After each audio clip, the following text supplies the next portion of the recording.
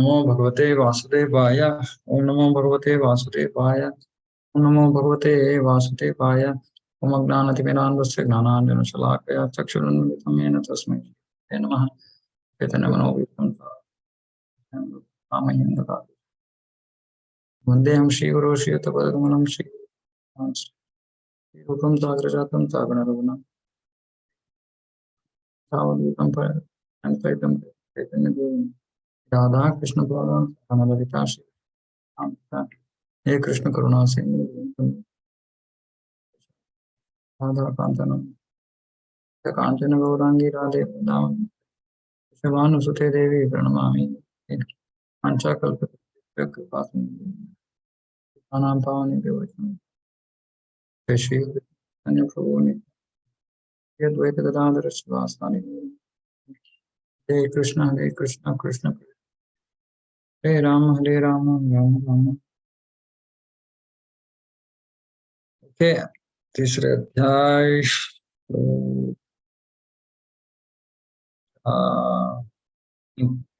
19।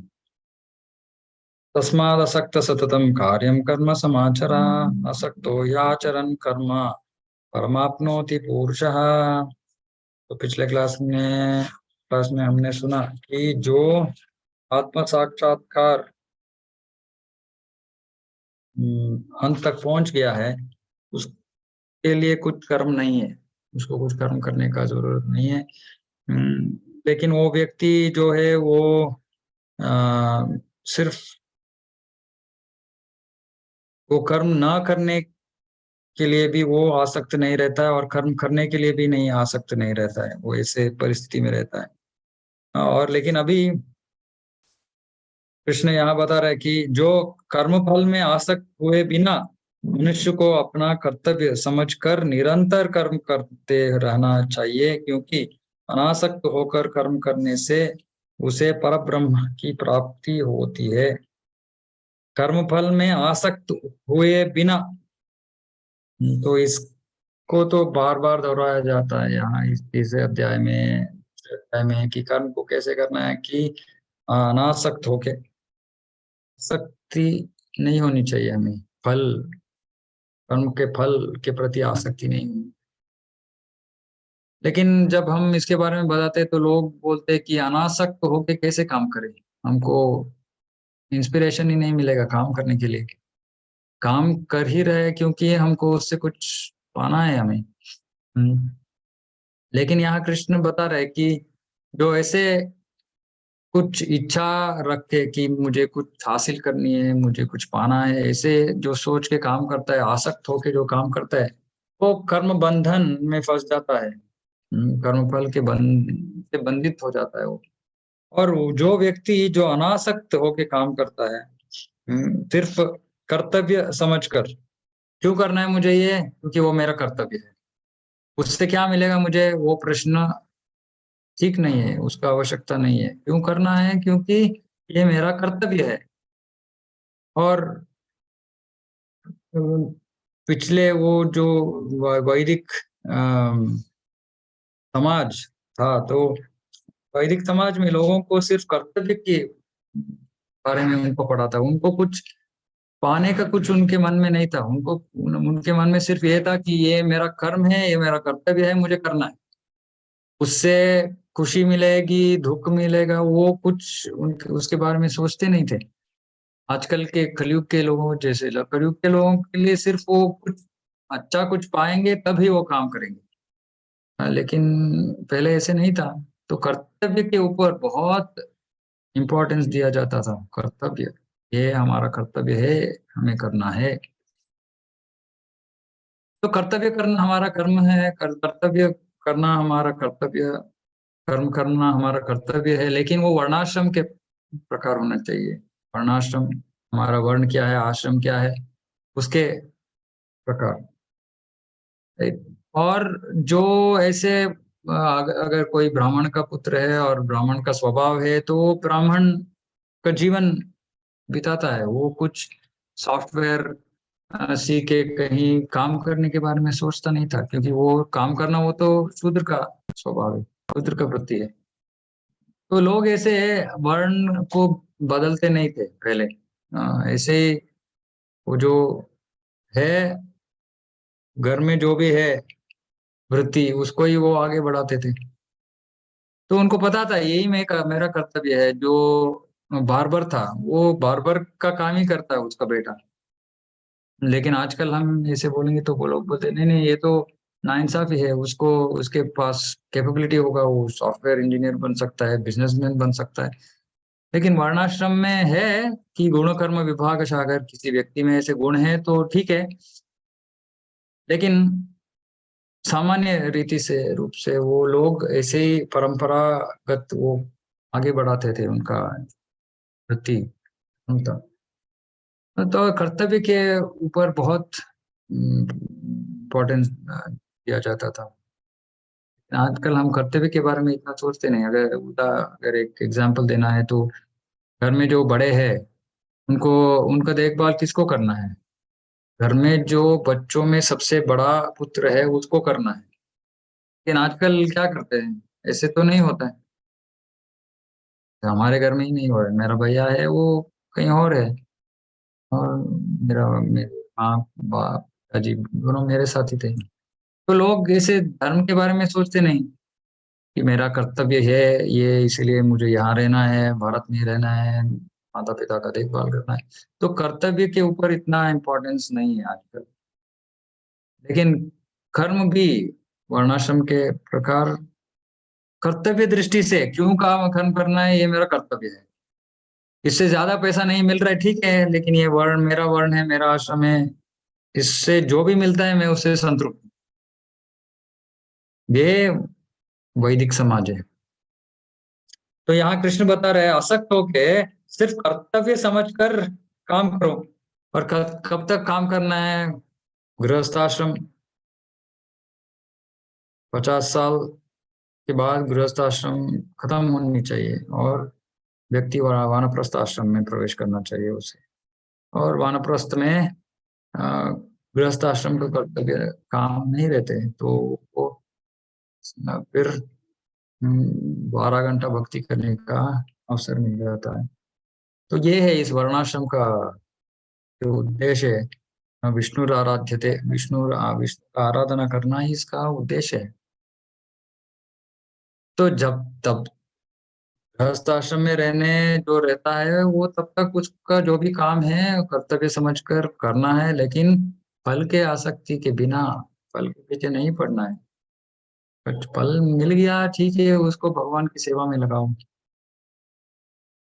भागवत में बोलते हैं कि जो व्यक्ति वृत्ति से जो पैसा मिलता है उसको इंद्रिय भोग में लगाता है, गलत कर रहा है। वृत्ति का उद्देश्य इंद्रिय भोग नहीं है। वृत्ति का उद्देश्य है कि जो पैसा मिल रहा है उससे हमारा आत्मा और शरीर को एक साथ रख सकते हैं, मतलब जीवंत रह सकते हैं और भगवान की सेवा में लग सकते हैं। और पैसे जितना चाहिए हमारा जीवन जीने के लिए उतना यूज करना है, और जो अधिक एक्स्ट्रा है उसको भगवान की सेवा में लगाना है। यही है मनुष्य के लिए मार्गदर्शन। गृहस्थ आश्रम में जो है उसको पैसे इकट्ठा करने के लिए नहीं बताया गया है। पैसे को भगवान की सेवा में लगाना है। तो इसके बारे में हम बार बार सुनेंगे इसमें भी इसके बारे में, ये कर्म योग के अध्यायों में, कि जो पैसा है वो हमारे लिए नहीं है, हमारा इंद्रिय भोग के लिए नहीं, भगवान की सेवा के लिए है। इसलिए हमारे आचार्य बोलते हैं कि घर को मंदिर बनाओ। जो पैसा भगवान दे रहे हैं उनको उसको लोगों को बुलाओ, घर में प्रसाद खिलाओ, कीर्तन करो, और ऐसे धन का उपयोग करो।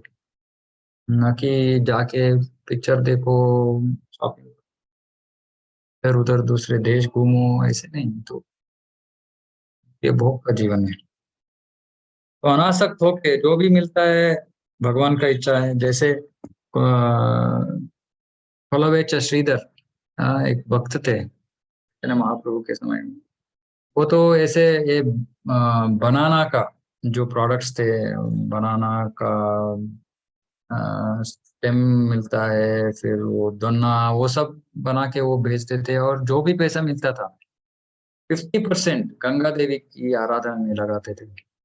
हाँ, और वो इतना इतना गरीब थे, वो इतने गरीब थे कि फटा हुआ कपड़ा, और मकान से ऊपर छत से पानी अंदर आ रहा है ऐसे, और लोग उनका मजाक उड़ा रहे थे कि यार ये तो विष्णु का भक्त है, लेकिन देखो तुम्हारा हालत कैसे है, हम देवी का आराधना कर रहे हैं, और हमारा देखो कैसे हम इतना पैसा है हमारे पास, ये वो।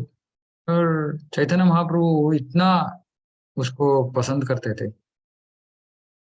तो वो दिखा रहे कि जितना भी मिले। चैतन्य महाप्रभु एक बार महाप्रकाश लीला करते हैं उनका, वो है। तो जब वो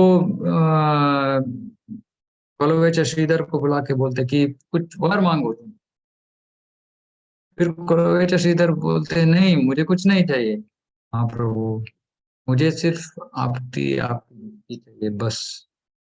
कुछ नहीं पूछता वो, उसके पास कुछ नहीं है, धन दौलत कुछ भी नहीं है। मेरा कर्तव्य ये करना, ये भेजना, ये बेचना, ये मैं कर रहा हूँ, बस मुझे और कुछ नहीं चाहिए, जो आप दे रहे हो वो ही काफी है। मुझे क्या चाहिए? मुझे भक्ति चाहिए, बस आपके चरण कमलों को मैं कभी भूलना नहीं है मुझे, से वर दीजिए मुझे। तो ये है भक्तों का जीवन है, जो पीछे के पैसे के पीछे नहीं पड़ते भक्त।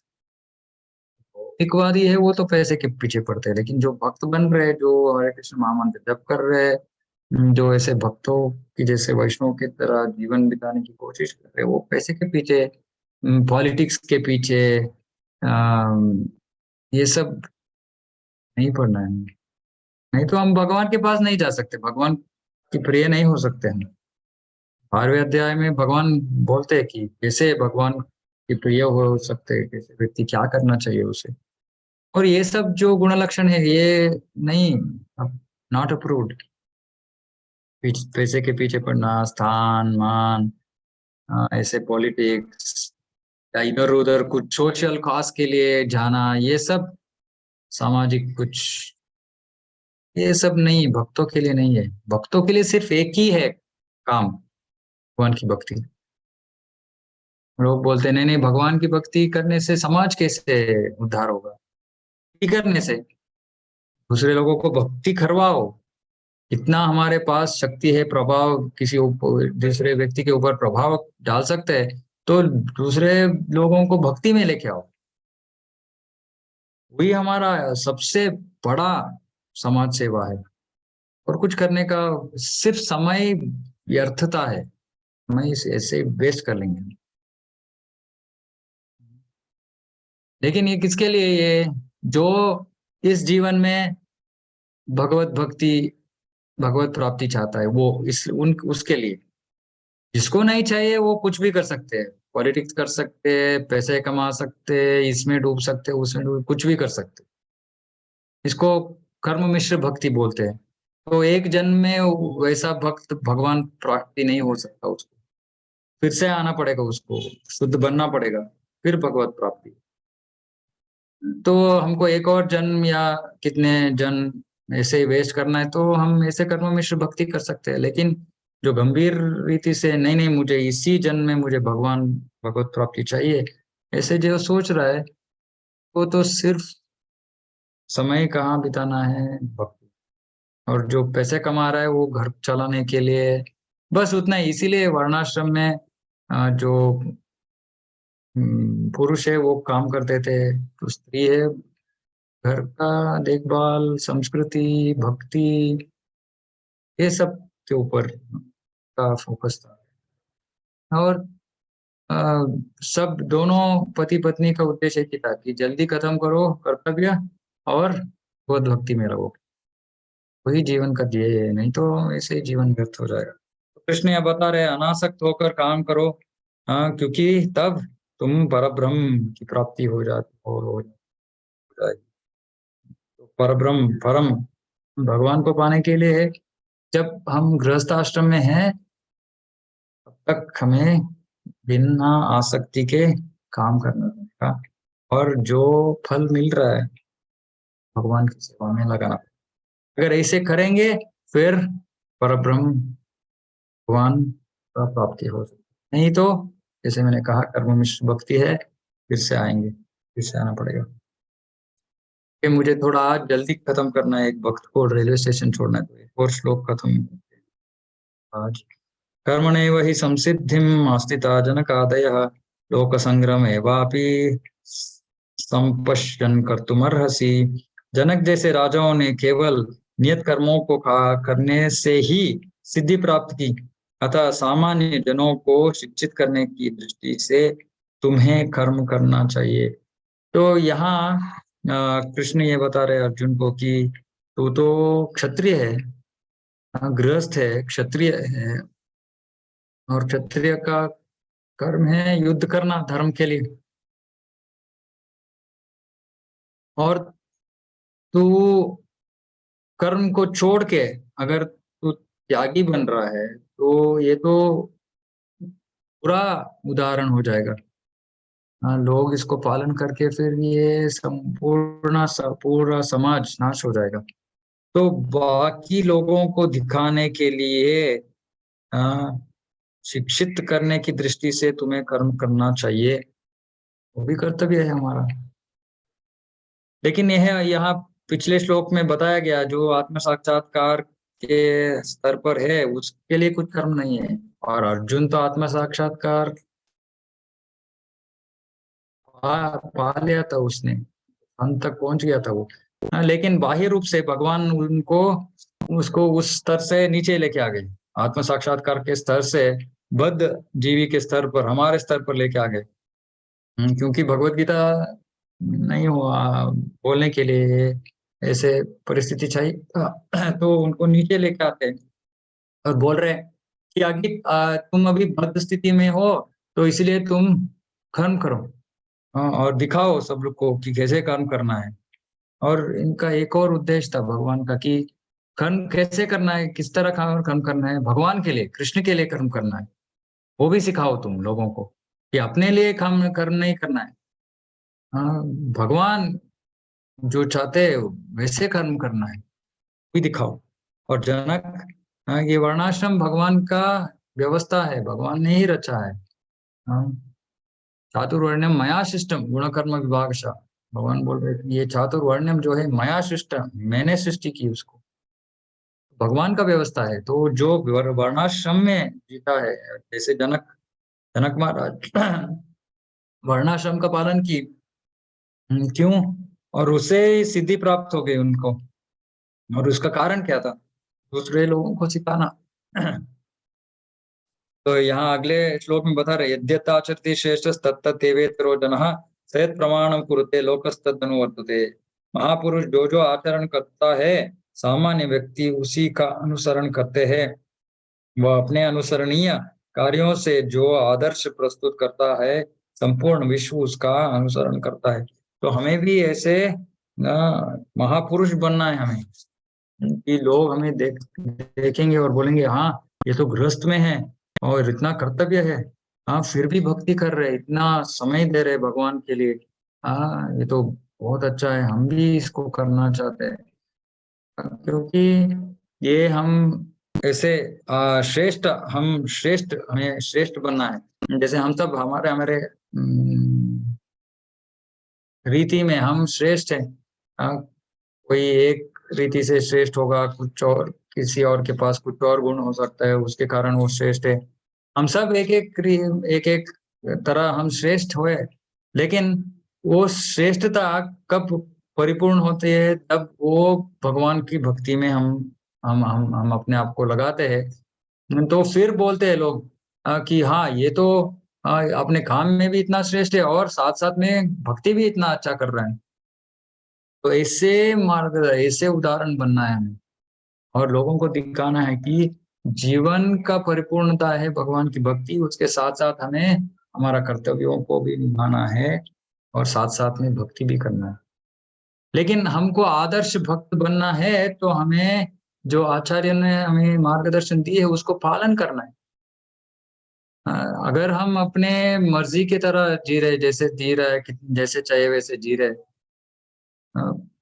एक बार कोई बाहर के लोग आके प्रभुपाद जी से पूछते हैं, हमें कैसे किसका पालन करना है? आपके पुस्तकों में आपने जो लिखा है उसको पालन करना है या आपके भक्त जो जैसे जी रहे वैसे पालन करना है? इसका मतलब क्या है कि भक्त प्रभुपाद जी ने जैसे पुस्तकों में लिखा है वैसे जीवन नहीं बिता रहे थे। तो ये आदर्श नहीं है, क्योंकि आचार्य जब बोल रहे कि ऐसे जीवन बिताओ तो हमें उसका पालन करना है, तब हमारा आदर्श जीवन हो जाएगा। और तब लोग हमें देख के बोलेंगे कि हाँ, ऐसे रहना है मुझे भी। और फिर हमारा उदाहरण लेके हमारे पास आएँगे, हमसे बात करेंगे और हमसे सीख के वो भी भक्ति करेंगे। तो जो श्रेष्ठ है, वो भक्ति का आचरण करना है उसे। फिर लोग उसको देख के अपनाएँगे भक्ति को। लेकिन हम दूसरे लोगों के तरफ देख रहे हैं और बोल रहे हैं, नहीं, नहीं, ये तो इतना पैसा बना रहा है और भक्ति कुछ नहीं कर रहा है। मैं इतना भक्ति कर रहा हूँ और मेरे पास कुछ पैसा नहीं है। तो ये गलत उदाहरण देख रहे हैं। हमें उन जैसे भक्तों के प्रति देखना है जो सब कुछ छोड़कर भगवान का सेवा कर रहे हैं और भगवान उनका सब कुछ देखभाल कर रहे हैं। योगक्षेम में भगवान ने प्रतिज्ञा की है कि जो सतत भक्ति में लगता है उसका योगक्षेम मैं सब कुछ उसका देख देख लूँगा, देखभाल करूँगा उसको। ऐसे उदाहरण के तरफ हमें देखना है। वो हमारे लिए आदर्श है और हम हमारी स्थिति में किसी दूसरे भक्तों को आदर्श के लिए आदर्श बन सकते हैं और बनना है हमें। तो जिसमें ये थोड़ा ईश्वर भाव है, ईश्वर भाव का मतलब है क्या है कि किसी दूसरे के ऊपर हम प्रभाव कर सकते हैं, उनका सोच के ऊपर प्रभाव कर सकते हैं। ऐसे जिनमें शक्ति है, उनको आदर्श भक्ति का जीवन बिताना है और दिखाना है लोगों को कि ऐसे जीवन बिताना है, ऐसे ये भगवान को संतुष्टि देगी, ये आचार्यों को खुश करेगी, ऐसे जीवन बिताना है। तो सब इस नेचर रही न स्वभाव नहीं रहेगा सब में, लेकिन जिनमें है, वो उनको दिखाना है। तो ये बहुत महत्वपूर्ण है। चीज़ें तो श्रेष्ठ यद्यदाचरति श्रेष्ठ, जो श्रेष्ठ व्यक्ति है, आदरणीय है, नेता है, हम सब नेता है, हमारे बच्चों के लिए हम नेता है, पति घर में नेता है। ऐसे हम सब अपने-अपने क्षेत्रों में नेता है। आप बोल रहे आदरणीय नेता, हुँ, सामान्य व्यक्ति उसी का अनुसरण करता है, सामान्य व्यक्ति।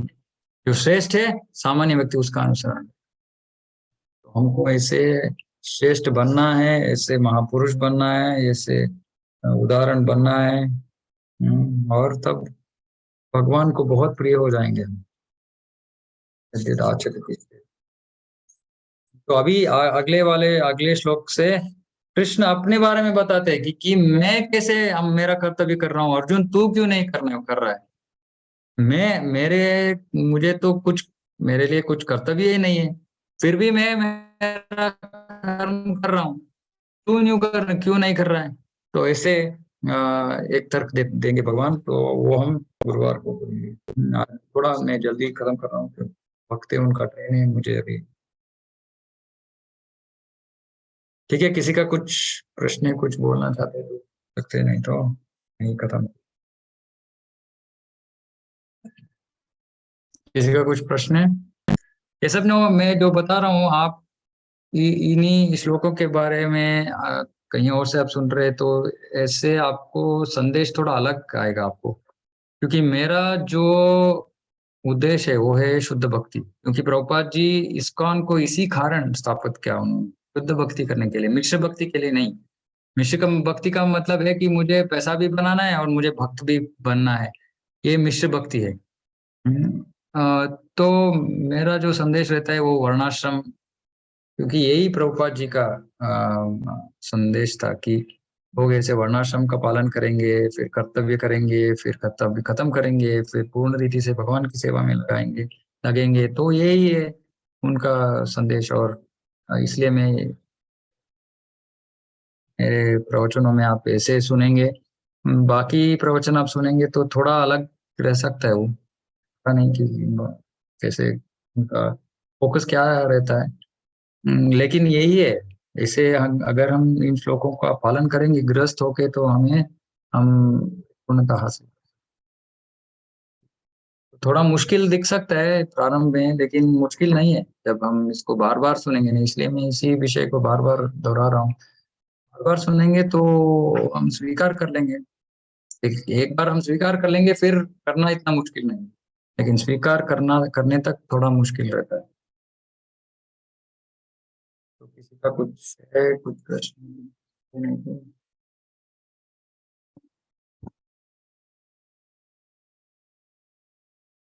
ओके, वांछा कर।